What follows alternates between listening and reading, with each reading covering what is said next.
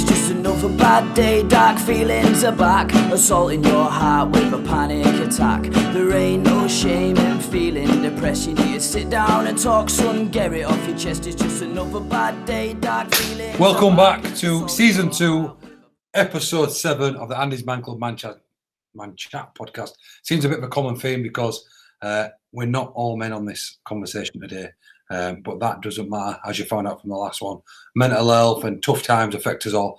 Really excited to be here as your co-host, Luke Ambler, and my co-host is Andy G. Thank you for joining us. And our guest is Lisa Mullally. So I'm super excited to have Lisa on. She's become a good friend of mine, and we're going to delve into a little bit and find out about Lisa and why she's wearing that ANDYSMAN. In fact, let's just get straight into it that way. Why are you wearing the ANDYSMANCLUB t-shirt? I just wear it randomly anyway, just to raise awareness, and it's dead important to me. And is that just because you're just passionate about it, or is there I obviously know, so I'm just trying to... Yeah, no, I'm passionate about ANDYSMANCLUB because I lost my son to suicide on the 6th of January 2019. Bloody hell. We've gone straight in there, haven't we? And it's not nice at all, is it? And I know how inspirational you are with all that you're trying to do for us and with Family Club, which we're going to. But I think it'd only be right to tell people a bit about Louie, wouldn't it? Yeah. You Want me to start? Yeah. Yeah, tell Yeah, just you were a bit of a nightmare for me. Let's be honest. Quite challenging at times. Proper Jack the lad. Played rugby, did boxing, football, cricket, you name it. Kept me on my toes anyway from a really young age. God, there's loads to say about Louie. The most important thing to me, what's been remembered about Louie, is how big his heart were. My mum always says, actually, it's his heart that killed him. He was really emotional, deep thinker, analysed everything everybody said to him. But he were like a kid off the street, nice car, a bit naughty sometimes. Like I say, Jack the lad got himself tied up in stupid stuff sometimes. But we're dead open and loving and really loyal, and an honest young lad. So big loss to us, yeah. Had a lot of suicides in Halifax, and each one is devastating. And Louie seemed to really affect the community, didn't it? He was a very, very popular lad, wasn't he? Yeah, there were over 1,000 people at the Minster at his funeral. You know, the clicker thing where they for fire regulations click people in, that actually broke after 1,000. So we don't actually know how many were there, but it were rammed. Everybody loved him. Even his primary school teachers came. Do you know what I mean? Everybody, where he went, he was just dead happy, dead cheerful. But there was something going on behind that, obviously. And do you want to go into that a little bit, obviously? Yeah. He were dead emotional. He had problems with his dad, sustaining a consistent relationship, which massively affected him during his life. Wanting a positive role model, not necessarily getting what he wanted from that relationship. He started taking recreational drugs. I don't know how much, I don't know to what limit, but they were involved, I'll be brutally honest. He wasn't like massively into drinking and drugs and all that lot, but they absolutely contributed to that, absolutely. Because they changed the way you think. You know, everything's volumized, isn't it? Everything's 100 times worse. So and I think a lot of the generation these days, they don't have the resilience to deal with stuff. Do you know what I mean? When I was younger, I used to have to just get on with it. I'm not saying that is the case and that's a fact, but it just seems that way sometimes.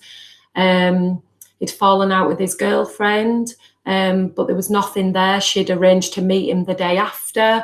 It's not like she'd split up with him or anything. But they'd had a big row over something, and she'd gone her way, he'd stayed at home. Just little things that contributed to his sadness.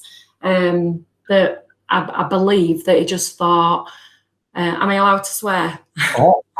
Yeah, should know you.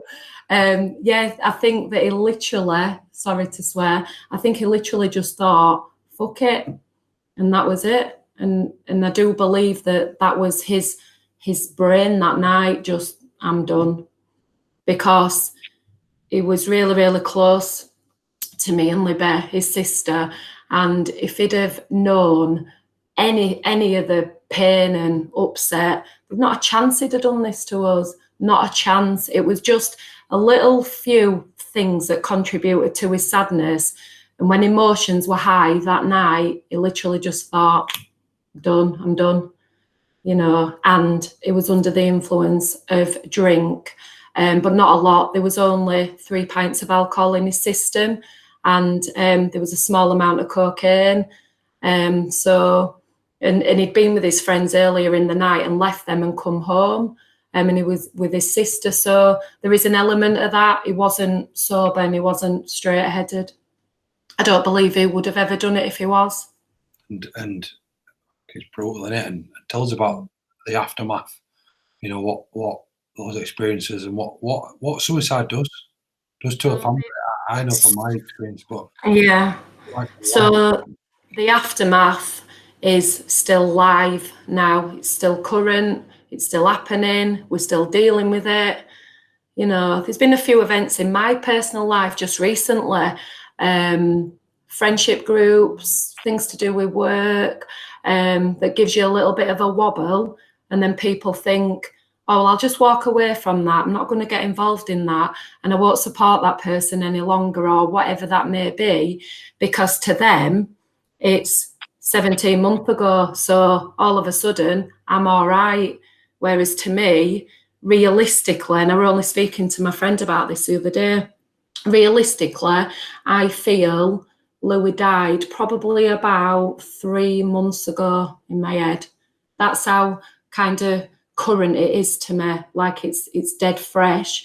I feel like I've gone over that, oh my God, what's going on? I'm blank, I'm empty, I can't function, I don't remember going to bed, I don't remember waking up. I've gone past all that. I hold down the job and, you know, I know exactly what's going on. Back then I didn't. I felt like I was just floating through life. But I do feel like the feelings are probably of only 3 months ago. It's fresh as out still. What about his sister and the other members of the family? So my mum is really affected by this. I don't have much to do with Louie's dad and that side, so I can't comment there.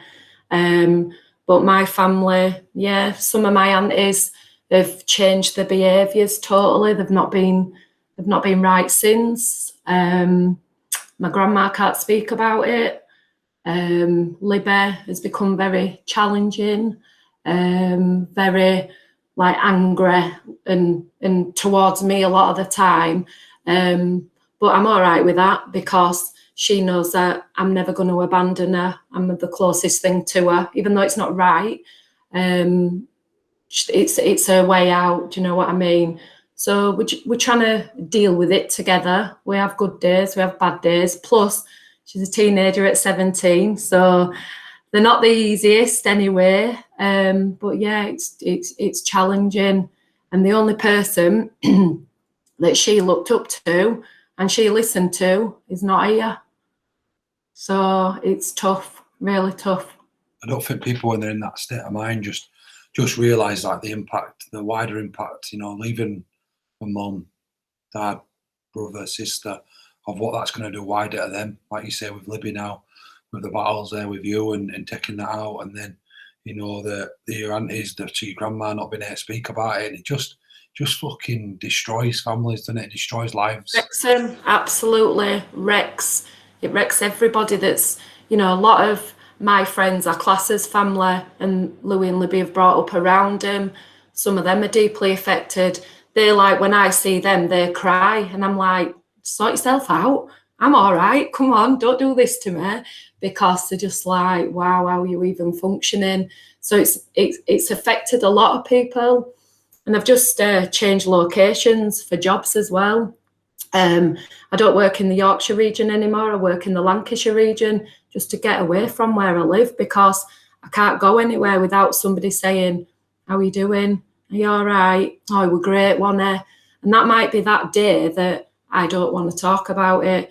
But so I've kind of avoided that and made a decision for myself, for my own mental health, because nobody really knows what's happened to me over there, or to the extent of how popular it was and how massively it's affected everything.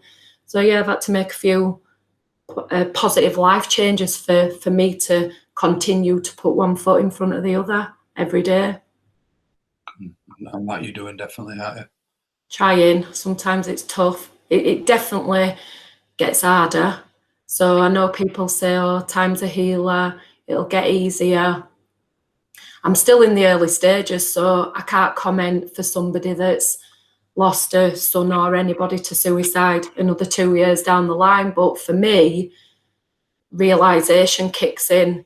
The house is too quiet. It used to stress me out. It's too noisy, banging everything, opening fridge, slamming doors. And it's like, oh God, tell Louie's home. You know, now there's silence. It's just me and Libby. There's no cars revving outside.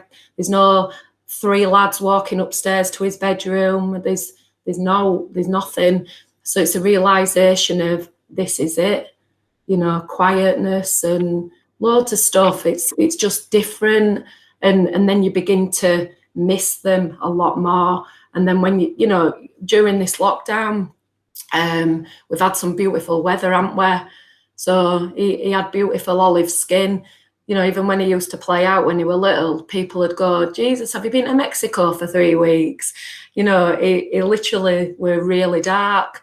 And even with the weather, I just think, God, he'd have a right tan now, you know, working outside and just the stupid stuff. And when people are going, oh, we've done this amazing walk, or we've climbed this, we've done that. And I just think he should have been part of this.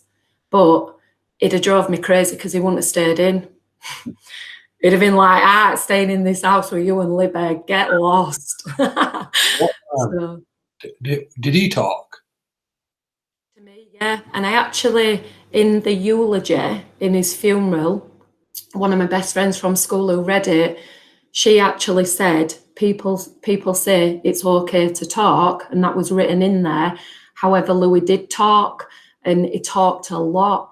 He spoke to his friends, his family. He used to go sleep at my mum's for an odd night and just chat to her about his girlfriend or work or problems, you know, that he might, you know, if I'm stressed with work, he might not burden me with that at that time.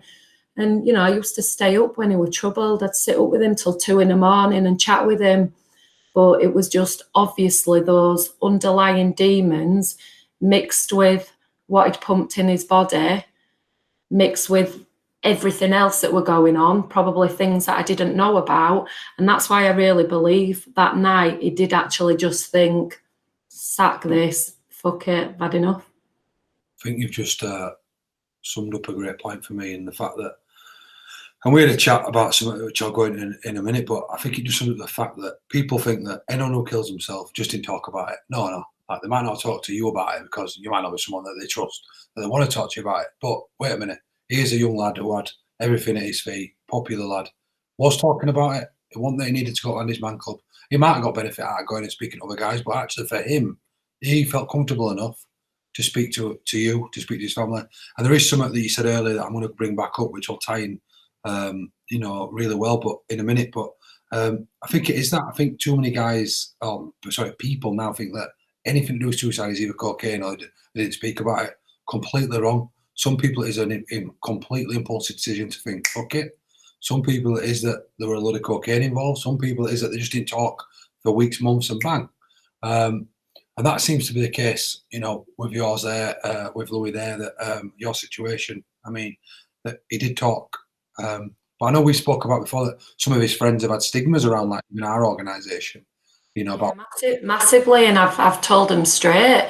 They're like, oh, because of Andy's Man Club and other suicide prevention awareness stuff, no one's heard of it before, and then now everyone knows about suicide. Everyone's killing themselves, and I'm like, whoa, go speak to the hundreds and hundreds of guys that actually are alive but didn't want to be or have tried not to be. Go speak to them and then come back to me, because I'm dead passionate, about it. It's not, a lot of people are quick to judge.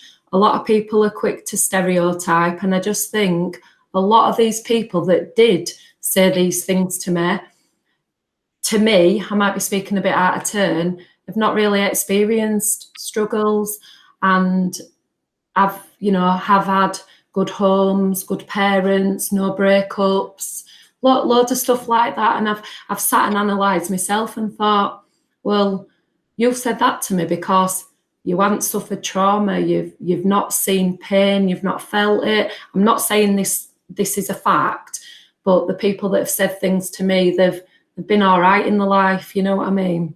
This is often the case, and something I struggle with in a small town like we're from, those type of opinions, when you can't comment on something until you've either been there or you've tried it. Like, and we spoke at length about it, and I don't think Andy's Man Club is for everyone. It never was intended to be. It's for those guys who don't talk, or it is there for anyone, but it's not always going to work for everyone. And the interesting fact is that for the last 50 years, suicide has actually gone up. 50 years, the age range has changed from the over 45s to the under 45s, and I think it's backed out of that point what you said earlier. My dad did his very, very best to protect me from everything, and I now wrap my kids up even more cotton wool, and we spoil them in a way that maybe eventually affects them long term. We don't realise, do we? We try to give our kids. Every generation wants to give their kids something more than the next, don't they? It's a massive point. Is that they're always, social media is huge. They're always they've got to look a certain way. They've got to fit in. They've got to have so many likes. They've got to be accepted in society, or else you're weird. You're a freak. Oh, look at her. Look at what she's wearing. Look at him. Oh, his car's shit. When actually they might have saved up their own money. They may not have any money, the parents or whatever, to get new cars. And you've got lads with brand new Golfs, Audis, all on lease, all on finance, all literally pressure, unnecessary pressure, in my opinion, at a very young age. And I feel that's what happened to Louie as well. That played a big part. Whereas I'm buzzing if I see a 17-year-old in like an 03 plate Polo.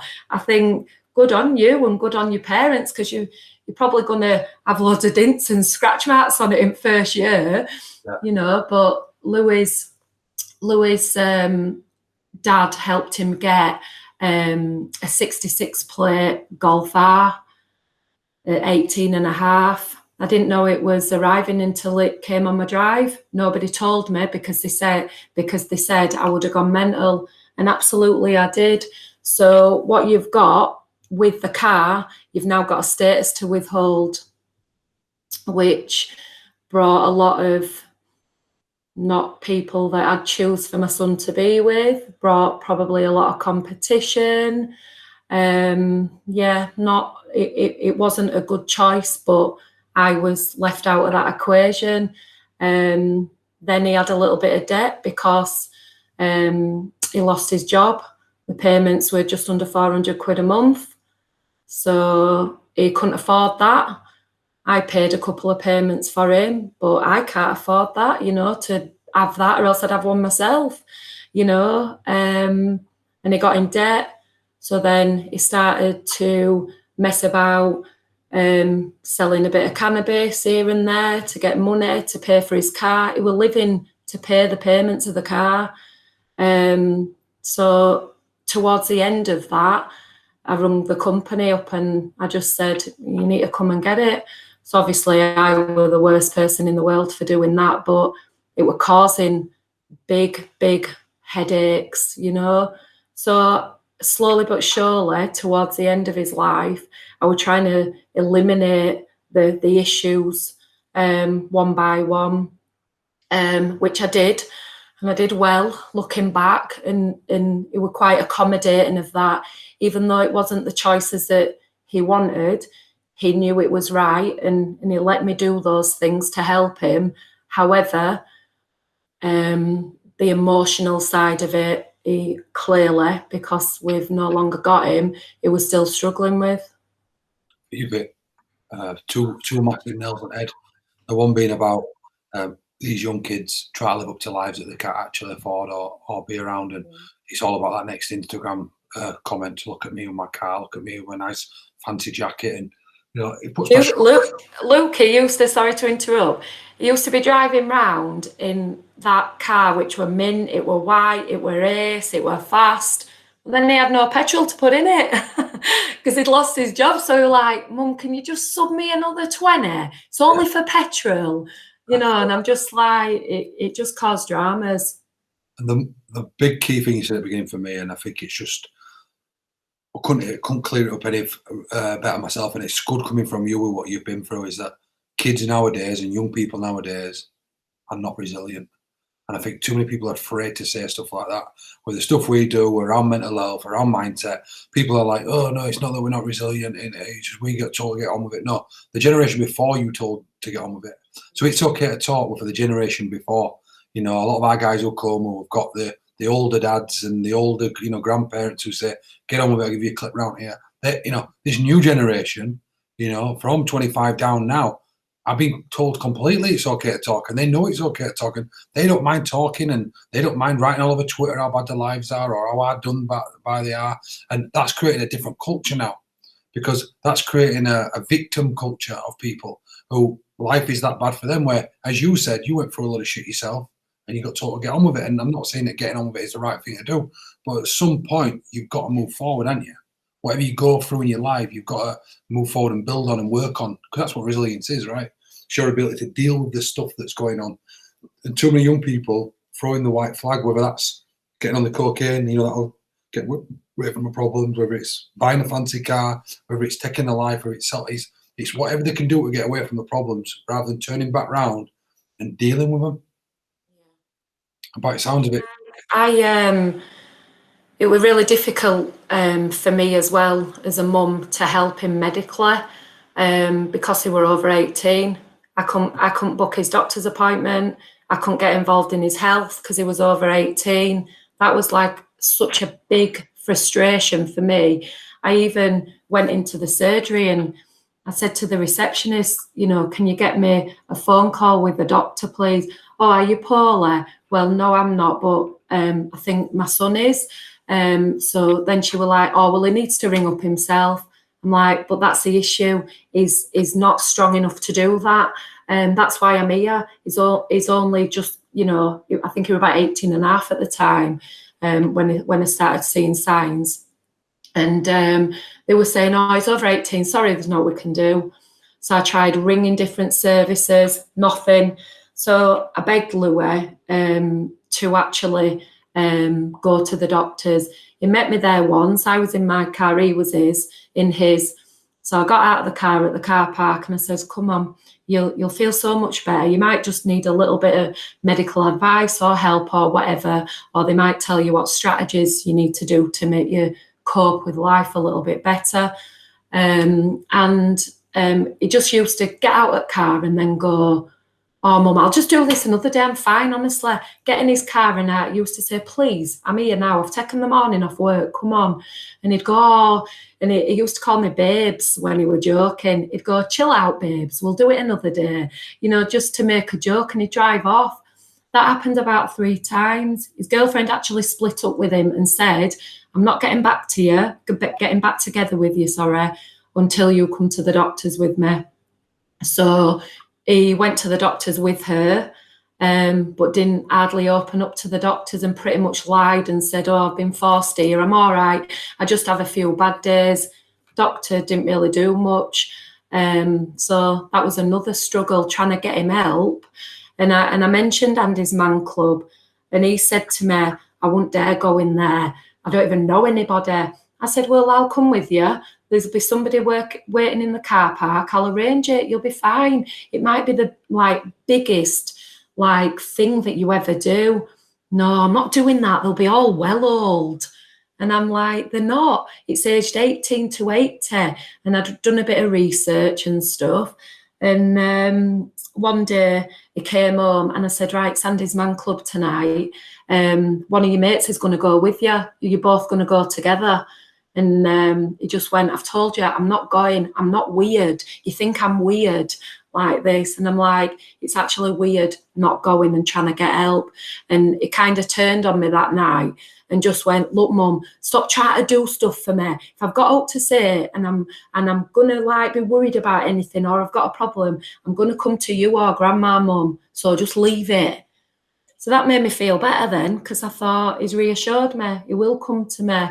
But I just have a little bit of a regret that I didn't kind of force that, but he did come to me. So I kind of talked to myself and say, well, he did come to me and my mum, and he spoke to Libby as well, you know, and all his friends he spoke to. That's typical, because a lot of young lads will feel like that. But we've had so many young lads, just like Louie, who have come, and I've realised actually even being in a room with another 20-year-old, a 30-year-old, 40-year-old, 50-year-old, it's fine. Like, it makes them feel normal. Just that first step, isn't it? Yeah, and that's what a lot of his videos we're putting out now, where it's got the younger guys on who show, the lads with the tattoos and that stuff. And that's not to discriminate against any older guys that don't have that, but just to get away from that they are going to be weird, because it's far from weird, And they think that though, don't they? But I think now's a perfect time. I want to talk about Family Club in a minute, but I think it's just a great opportunity, Andy, to run through an Andy's Man Club. What better way to show people that think it's weird than to run one? Definitely. Obviously, just to say that was obviously sat back. I've said not a word pretty much since we started, but just how powerful it is to see. Obviously, Lisa. To this one, you what, mate? You've done great contributions to this one. Well, it's one of those things. Obviously, it was really powerful and really, really emotive listening to you there, Lisa. So thank you for being as open as you have been. It's, I'm sure, like I said, as Luke said, it'll reach out to some of those guys that are sort of thinking that way. That actually there are people out there that are going to be left behind and are going to struggle with what's left behind. So thank you for that. Okay, really quick. Go on, man. And really quick, and it's semi-controversial.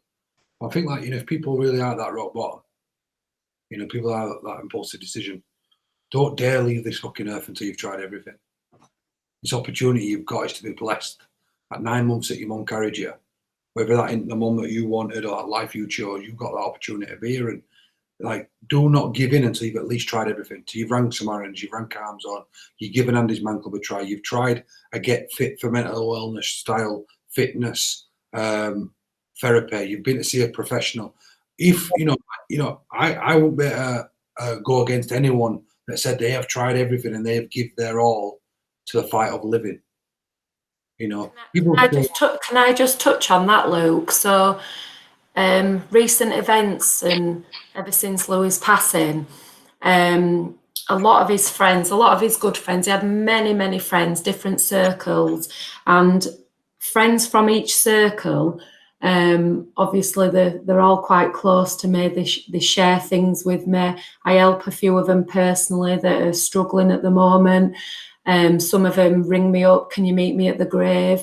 So I'll go sit on Louie's bench and they'll be like, I just needed to come here because I need to reflect. I need to realise that this is not the way to be. So they choose to meet me there. And, I do that quite often with a few of them.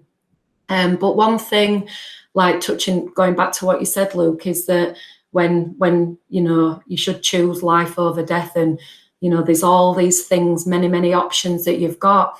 I think looking back, the time, probably about a year, maybe just under a year, a lot of the lads were getting up to no good. There were many parties. There were many different cars purchased off parents, off grandparents, and it was mad. Louie were in, out, and it was quite a busy year that year for the lads in the group and many of the girls as well. And I look back now and think when they've all spoken to me about certain events in their life and how they felt and how down they was and at what stage they were at, and Louie kind of shook them up and thought, wow, God, this isn't really happening. Louie's died. He's committed suicide. God, I need to sort myself out. I need to step away from that group. That group's not a positive group. I'm getting influenced by them. I need to spend more time with my girlfriend, boyfriend. I need to go home after a night out, not to a party. Because at this party, there may be 30-year-old males there who are influential. And let's not forget they were all teenagers, so they are influenced by older people that are driving fast cars, that have got a wad of money. They want to be like that, but they're not positive role models. But the younger generation may see that they are, and I just think they weren't just Louie struggling that year. That year was chaotic. Looking back, there was girls, boys, a lot of people were struggling. And now I look at his friendship groups and a lot of them have matured. They've made positive choices. They've changed friendship groups. They've knuckled down at work. You can see them, a few of them used to blob every Monday, maybe blob Tuesday as well, because they might not come round till Wednesday. But then I see them on the social media now and the Snapchat, and they're setting off at Monday morning at 3 a.m, working away for a week, and I'm just so happy. But I'm so sad because I just think they've all managed, not all of them, but a lot of them have managed to get out of that rut and not be influenced by, not what I see as not very good role models, and not be around that situation because they've seen what it's done. They know what it's done to themselves. So, and it's quite sad for me when I sit and reflect on things and think, why couldn't he just get out of that? Why couldn't he just wait and realise that things do get better? It's not necessarily overnight, but, the debt would have been sorted. He was going to get back with his girlfriend the day after. He were due to train with Mick Rowe at Halifax Boxing Club. That was sorted. He were going to go climb a mountain. He were going to start a new job in March when he died in January. He were going to start a new job 8th of March. He didn't tell anyone what he was going to do. It was something private that me and him had sorted out, something that would make him work away, give him consistency, he'd earn more money so he could build his money up. So because he'd got in his head that he will now purchase his own car and own his own car, but I was trying to make him understand that you have to work hard for these things in life, and it just makes me really sad that he couldn't get there because he just didn't listen as much as he should have listened, and that just makes me really sad. But not taking Louie's death away from anything because he's my son. But I'm really glad that it has helped a couple of his friendship groups. It didn't help them all. Obviously, we had a passing of one of his best friends 7 months later, 8 months later. But again, that was another massive shock to Halifax, another popular lad. Them 2 deaths in that year sorted a lot of people's heads out, but there is still, I see, a lot of people still having those bad habits and, can't get out of it and being in that rut. So something good did come out of it. A lot of them have sorted themselves out, but I just need everybody to know that the people that are still struggling, that may not have support, it's like banging my head. Go on a Monday night. If you feel a dickhead, take your mate. Go with 3 or 4 of you. Go support each other. It's not weird. It's far from weird. I wouldn't get involved in it if I thought it were weird. Anyway, you know what I mean? But this is like raw to me.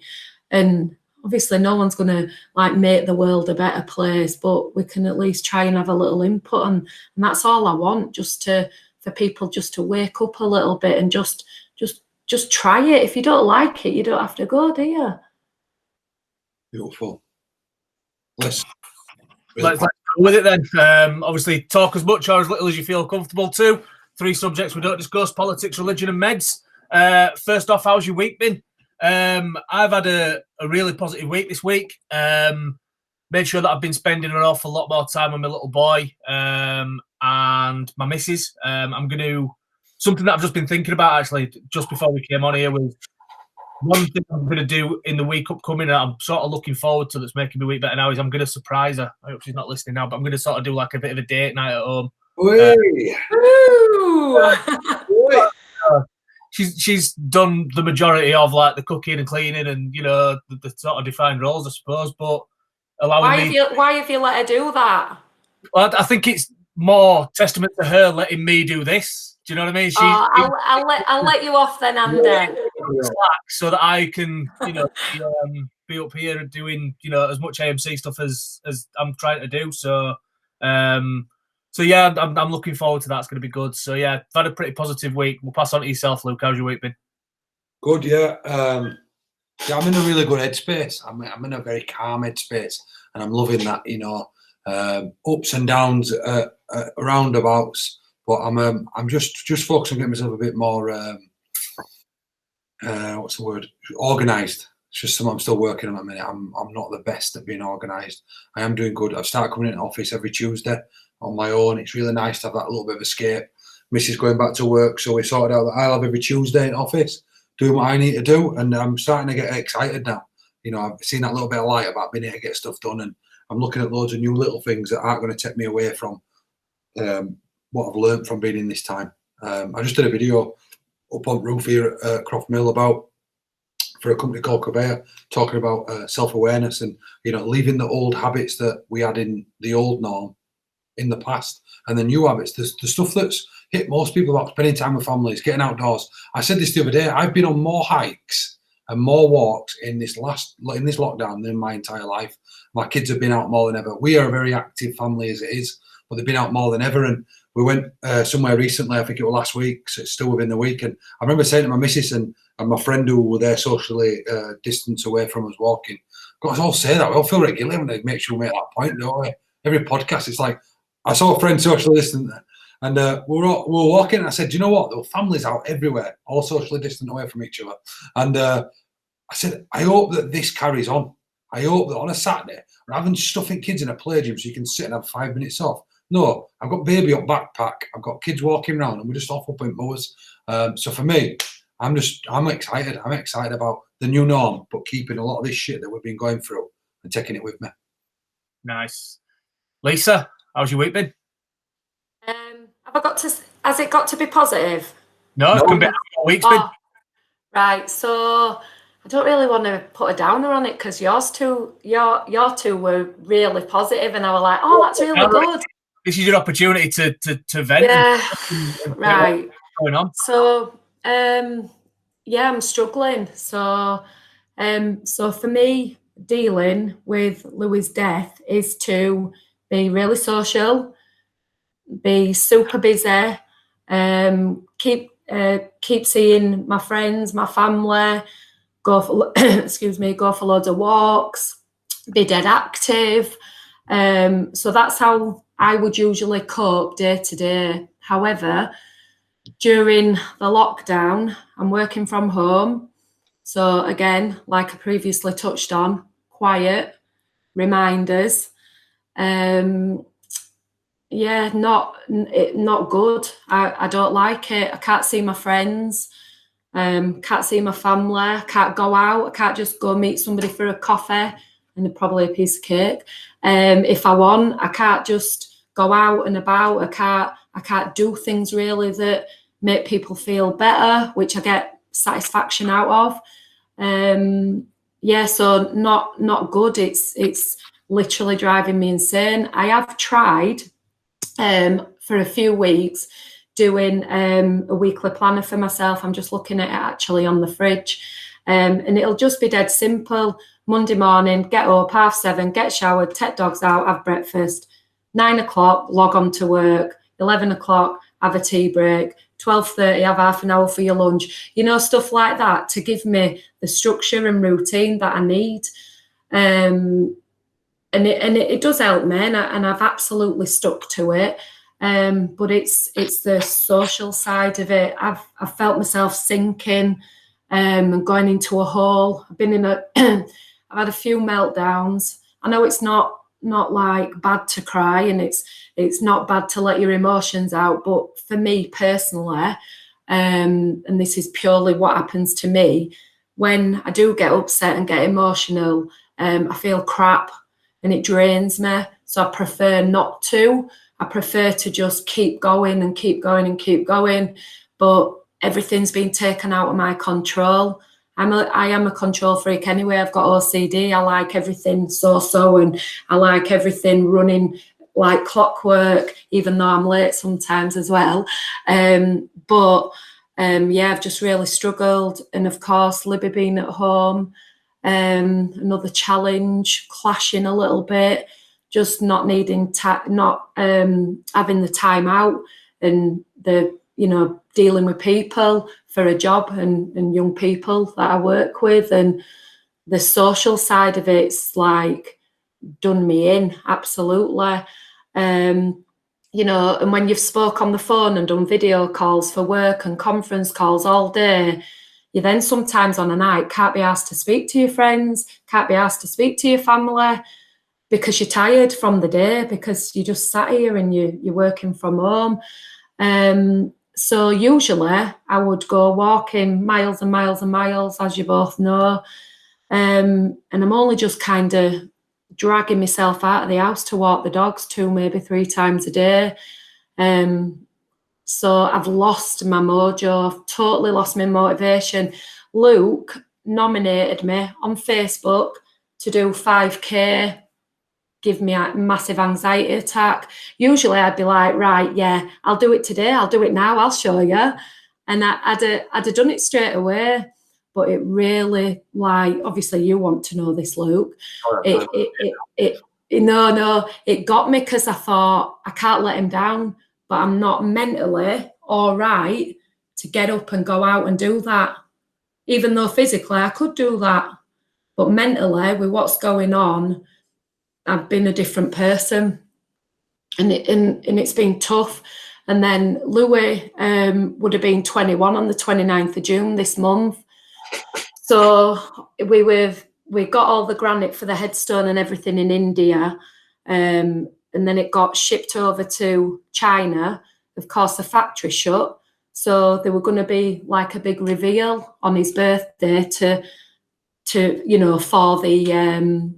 for the headstone and the slab and everything to be revealed on his 21st. So that's still stuck in China. It takes 14 weeks to come back on the boat. So it's just little knockbacks like that it's had on me. And like I say, a few little dramas on the way. It's just not good. Not good. So I'm sorry to be negative, but that was truthful. So I apologise. It's absolutely fine. Like I said, I think we spoke on, I think it was the last podcast we did, that I've been in similar circumstances, obviously, with the lockdown and things like that. There's times where it's got on top of me. There's times where, tears have flowed in this house, and there's times where I've been up phone to Luke saying, I just need to do this, I need to do that. Is there any chance we can have some wiggle room around this and stuff like that? To his credit, he's been phenomenal with that. I'm not just saying that because he's here. He's been great at helping me through that. So, I hope that it's not joking. I've been really good at that. Yes, that's why I said it. Well done. He wants a round of applause, Andy.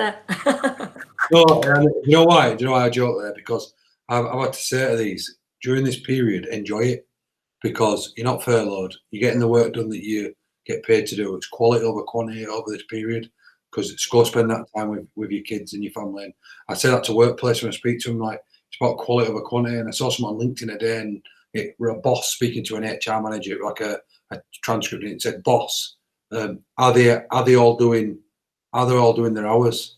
HR manager, is all the work being done? Boss, well, yeah. HR manager, well, it don't matter then, does it? Like, and that's where I'm at. Like, as long as everything's done, go spend as much time as you need with your family and do the things that are right for you. So that's why I joke then.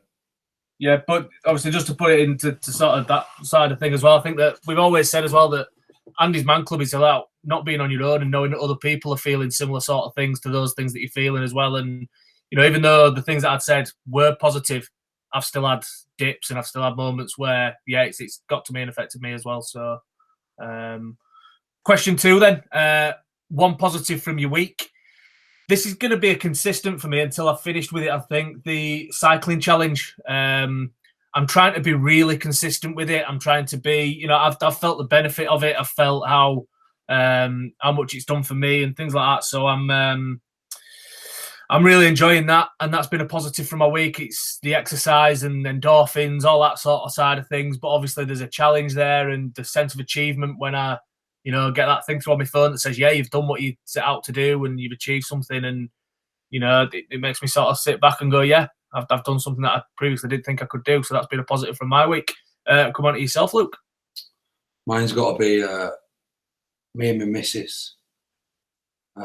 Last night we, you know, watched a box set together, and we started a new box set. We've been watching that Gangs of London, and we found a new one last night, and just getting on great, getting on like an house on fire. Just nipped home a bit ago in between doing some podcasting. She had made tea cooked, and she's helping me with my fitness app, putting it in for me, and she's been real supportive, and just and vice versa back. And I just said to her then when I left, I said, it's fucking brilliant. Like, you know, it took us nearly full lockdown to get a shit together, and we've struggled for a little bit of late. And I said to her, this is the best I think we've ever been. And you know, all credit to her. She's getting up in the morning. She's got a gym. She's really looking after her own mental health. And she's not one who'll talk about mental health ever. It's not her thing. She just doesn't talk about it, you know. And she's real like strong-willed in that sense. And but you can just see how just energy she's giving off from training and eating well and looking after herself. And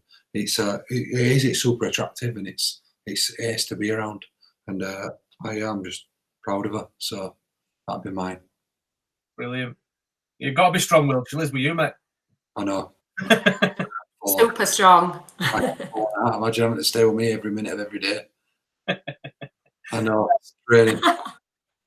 Lisa, positive for your week, please. So, my positive thing for me is, again, I feel a bit stupid saying this, but for the last 2 weeks, because I've had no motivation and nothing about me to do much, and I'm really particular about Louie's grave. I have everything sparkling and clean and fresh flowers and everything. I've been going because it's only 5 minutes from my house, but I've not had the energy to wash everything down and clean everything up. So I've only just on Monday afternoon washed everything, and it's taken me 2 weeks to do that, and I felt brand new after. I know that might be silly to other people, but it was something playing on my mind for a long time. I felt like I was letting him down, but I physically didn't have it in me to get it all and do it, because it takes hours. It takes a lot of upkeep because he's under a tree, so it's a nightmare anyway to keep clean. So it took me a couple of hours at home. I brought it all home and did it all. So I was chuffed to bits when I've done that. So that's my positive. Brilliant. I'm being on here, of course. You know, you said there that obviously it might sound silly to other people. It doesn't matter how silly it sounds to somebody else. If it's something that's positive for you, then that's amazing. Do you know what I mean? It doesn't matter how. Because I think for some people, they'd be like, what's wrong with you? You know, to them, because they feel all right and their head ain't done in at the moment, like mine, they'd be like, why don't you just go get a box and put your lanterns and candle holders and ornaments and everything in and just wash them? What's up with you? It was physically doing that. I don't know I don't know what's been wrong with me, but I've just not been able to do it for 2 weeks. But I've done it now, thank the Lord. Brilliant. Question number 3 then. Question 1, 2 and 3 in Andy's Man Club every single week are exactly the same. And question number 3 is there anything you've got to get off your chest? I said that there's a familiar theme arriving, and again, the familiar theme is that I've not got anything on question 3. So I'll pass it straight over to Luke. Again, we say you can talk as much or as little as you want to, so I don't really need to at this point, so I'll pass it over to Luke. No, nothing. I'm feeling good. I've used this space quite a bit in the last few podcasts, but feeling good, so I haven't got a positive offload. Just top it off. Lisa on here, of course. Yeah, so my little thing that I feel I need to get off my chest is about some people in general. I think, and because I felt so crap lately, it's made me reflect on other people's behaviours, feelings towards others, and what they think, and it's just made me think loads recently. And I just think when you lose somebody, whether it's suicide or anything, you know, when you've suffered trauma. So for me, it's, you know, finding my son. So that is major trauma to me. It doesn't matter whether something's like fresh to somebody or old news to somebody. I just think you should always consider somebody's feelings. You never know how somebody's feeling. So if anybody was to do somebody a wrong turn or walk away from somebody who they said they cared about or they loved, or they're always going to be there for them, they're going to be supportive or whatever, and then all of a sudden they do that, I just think, just take a step back out of your own life and your bubble and just think what your actions can make somebody else feel like. I want to say like hashtag be kind, but it, you know, it does go back to that, you know, be aware of people and how they must be feeling if it's different to you. That made sense? Yeah. Yeah. Definitely. Okay, then. Question number 4. Obviously, question number 4 changes every week, as does number 5. I've gone back a little bit. This one's from mid-April. I've just noticed. In the last year, what's one habit that has improved your life and why? Excuse me. I've spoken about this a couple of times, and it's still something that I'm trying to get used to, I think, and it's routine, and it's something that I've maybe neglected a little bit, obviously during lockdown and things like that, but having a really strong routine and having a really strong routine for those around me as well. You know, if I get up in the morning and do something that makes me feel positive, then that positivity is going to flow throughout the rest of the day. And, you know, if I know that, you know, that routine is there to set me up, it's something that, like I say, there are occasions where I think I deliberately stop myself doing something just to test it, or, you know, occasionally I'll you know, say, oh, don't need to do that today. Let's have a day off and just you know, a rest day or whatever it might be. But routine and putting a positive routine into my week and my days individually has been really beneficial for me. So come on to yourself, Luke. I'm going to give you 2. One would be journaling, not plugging, but the BU journal. When we're beginning of lockdown, I were religious with it, and it absolutely were a game changer for me. Dipped off it a little bit. We have to wait a little quarantine when I wasn't doing any fitness. I had no to write in it because I had no to do. So there were no goals, or, well, bullshit, because I could have still had goals, but it's just how my mindset was at that time. And back on it now, feeling good, which ties into my second goal, which is loving being out on bike at the minute. I'm going a lot with my old man. I'm going tonight after this, and I'm pumped because there's a couple of us going, socially distant, of course. No more than 6 people because you're not allowed to do that, Boris said. And we all stay within 2 meters. So you can imagine from front to back, it's quite a big gap. It's 10 meters because we all stay 2 meters, and we have signs on his back saying stay 2 meters away. So we don't do any taking over. That were a joke, by the way, for anyone who thinks I'm that pathetic. But yeah, getting out on bike's a great habit. Honestly, like, I did it yesterday morning. I just got up early and went when I didn't really want to. And I just realised how good it is for my mental health when I'm on my own with some music on. Very rare do I do that anymore. I just get that little bit of time on my own to put some music on, usually gangster rap, and just set off and just chill out. Love it. Nice. Cheers for that, Luke. I genuinely do that. Lisa? So for me, even though I've not been doing loads of it, just literally getting up and going out for a walk, it clears my head. Just makes me feel better. I've found that to be a really good coping strategy for me, even though I've struggled and I've only been taking dogs out, or I've been going, you know, like locally. I haven't been driving and going places. But yeah, just continuing with all I can with the walking side of it. So it's a good habit for me. Definitely. Question number 5 then is, what is something positive you can do for someone else this week? And I think I touched on it earlier. It's putting something back towards my missus and giving her sort of a little bit of me time, I suppose. If she wants it, I'll have to ask her. But yeah, doing a little bit of something for her, and I'll cook and make sure that, you know, I do dishwasher that night and everything like that. So that's something I can do, for something positive I can do for somebody else this week. Luke? I was going to say go and give everyone a lot of banter tonight on this bike ride, but don't know how positive that'll be for them. I'm very competitive, so what starts out as a steady ride usually ends up a bit like Tour de France. But then there's a lot of banter in there and there's a lot of laughter, but maybe that won't be that positive. So I'm gonna help my missus with laundry tomorrow. Sounded very American, didn't it? That. Just keep her on top of washing, drying, and that. And she's been unbelievable today. She's done my dinner, she's done my tea, and I feel like just helping a bit out with a bit of washing and drying, and that might do all bed sheets tomorrow for her. See if she gets some dirty tonight or not. Joking. I had to put a little joke in there, didn't I? Come on, won't be me. So that's the one. Lisa?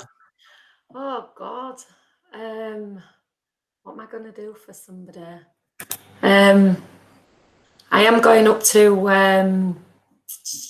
my mum's. She wants help with something, so I am going to be doing that on Sunday, and on Saturday I'm meeting a young person that I used to look after, to go on a 2 meters apart walk with them. He's suffered some trauma recently, so yeah, a couple of us are meeting up with him because he don't live around here anymore, and we're just going to go on a bit of a walk. So that'll help his mental health, I believe. Anyway, it will. Yeah. Fantastic. So that was and I might help Libby with a bedroom, because that's just like a bomb's gone off 24/7. Do you know what? As well, there you said 3 things from initially sort of going, oh, what can I do? Yeah. Initially having nothing to finish off with somebody else. So that's an Andy's Man Club as we do it every single Monday night. That's, you know, obviously those are mega, mate. Far from weird. Exactly that. You're a little bit weird. I am very much on the No, I'm only joking. weird was scale. 1 being not weird at all, 10 being very weird. I'd be up at a 9 solidly. My missus says it all the time. Very, especially if you rap. I love rap. Yeah. You're not very good at it though. I'm going to do a rap right now. Are you ready? Go on. I'm not really.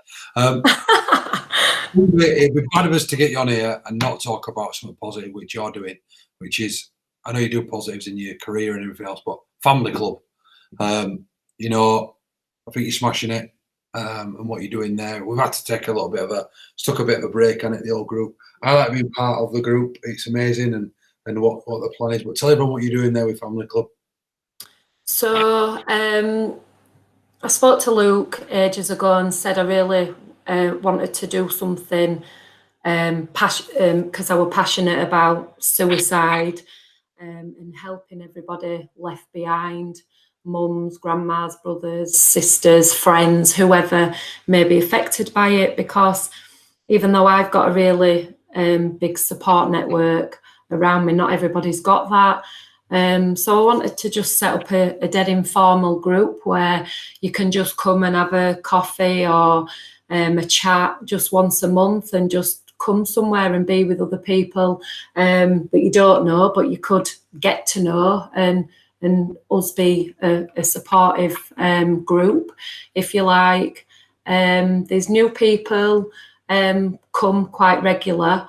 I think the most we had for new people were 4 people, which were great. And yeah, just be there. We chat about what they've been doing recently, how they're feeling, and because it's dead new, we just kind of, you know, bouncing ideas off each other, really, how we think it should go. So there's a couple of people that can't go on any big walks or anything, for whatever reason that may be. So the last meeting that we had, the group. What we said is whoever was able and fit enough to go on a decent walk would go, and the other people would meet us back. And we'd have the coffees and everything after, so they'd still be involved in that, or they'd meet us halfway. But obviously with lockdown, we couldn't do that because I think that were organised for April, which were a shame, because I felt that we were progressing a little bit then. We were looking at different, how people were feeling and what suited different people, and we kind of all come together, which were great. We've got a WhatsApp group. We talk on there occasionally if anybody wants to, and I've been contacted twice by family intervention support workers, and as soon as all this is over, we've got 2 new people wanting to join the group as well. But we've exchanged numbers, and I've been chatting to them. She broke her phone at the time, so she couldn't download WhatsApp, but she's going to join the group and be in the group before she actually comes to the family club when lockdown's all over. But yeah, it's just dead nice. It feels like family when you're there. So and again, it's all confidential. There are things that people tell us that we know within the group. We're not going to go run and tell his best mate, oh, so-and-so came, you know what I mean? Or, oh, God, I didn't know that she's lost a son, or she's done this. And there's none of that. There's just absolutely none of that. It's lovely. It's really nice. I think we'll have a lot of people who want to reach out there for support. I think the good thing's going to be that we're going to get a Facebook page set up, aren't we? Yeah, we are. I think as well, what we said was, at first we were touching purely on the suicide of it, but what we did, I put a Facebook post up and broadened everything a little bit and opened it up, and we said if anybody's experienced any death or trauma, then just come along. It doesn't need to be, if you've been a victim or if you're suffering or whatever, and suicide's involved. If you've not experienced anything to do with suicide, we're not going to let you in. So what we said is, if you've suffered loss or any kind of heartache, trauma, pain, then of course you're welcome. We're a family, and I do feel we're getting that vibe now. It's nice. Not weird happens in WhatsApp group like rapping her out, does it? No rapping in WhatsApp group at all. Or people sat outside prisons, sleeping in vans, sending weird voice notes. Yeah, we have some fun in there as well. Yeah, I'm going to get something going in there this week, actually. I want to do something similar and stuff like that. That were one of my favourite nights. It was just funny. Do you know what? I remember sat laying in bed in camper van, pissing myself at the back. Everyone were laughing. Yeah, but I think what I liked about it was because, like, obviously, within ANDYSMANCLUB, I've still got to be, quite serious a lot, and like, because you don't want to, when you've got enforcement. With Andy and that, I'm a little bit more jobby, but like in the leaders group and that, I feel like someone needs saying that's a bit more. I think it's got to come from a place that's, a little bit not as jovial, I guess. Where with that, and I was just like a fucking 16-year-old kid just putting stupid shit in one hand, just piss taking in it. That were a funny night. If you talk about it was really funny. Family club and what it's about, that I love that night. And well, listen, we always finish with a 3-2-1, and I think with 3-2-1, it's just we'll just get straight into it. Three things that help you with bereavement, and that someone listening can help them. Who are you asking? That's to you. These 3, 2, 1 are to you. Right. So please, can you repeat that? Sorry. Yeah, sorry, my bad. So we always finish with a 3, 2, 1. The first one for you is 3 things that people can do to help them with bereavement. Yeah. 3 things. So get up, literally get out of bed and face the day ahead. Is that so? You want 3 things? That's exactly it. That's beautiful. So first one is get up. Yeah. Get showered, because somebody once said to me, don't let your dressing gown become your depressing gown. Love that. So yeah, so and that's what's helped me during this lockdown, and that's what's up on that planner there. Get up, get showered, get dressed. Look, do you know what? the three, what people would think is the most simplest. But for someone who is going through bereavement right now, or someone who's going through any type of loss or even mental health, get up, get showered, get dressed. Fucking love it. 2 pieces of advice that you've either read yourself in life, or 2 pieces of advice that you'd like to give to anyone listening. Don't ever give up. It is that saying, there is light at the end of the tunnel. That absolutely is.